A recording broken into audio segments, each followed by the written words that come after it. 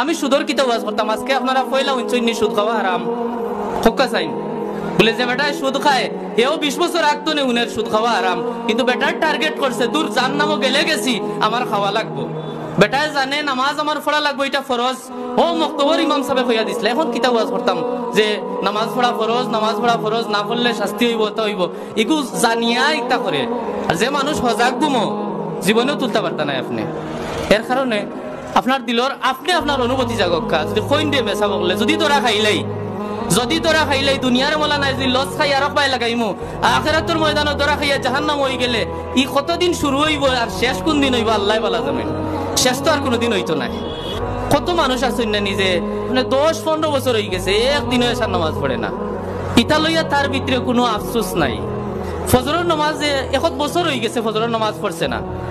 একটা গ্রাম দেখা যায় নামাজের সময় বলে এটা বুঝায় গুরুস্থান সব মানুষ উঠইন করা যারা ডাক্তারে কইয়া দেয় বলে উঠিয়া আটিও ও ডাক্তারের কথা বেটাই শুনে ও দুনিয়াত কয়দিন আরামে বাস্ত করি কিন্তু মোল্লায় কতদিন জুম্মার নামাজ কইতে নাই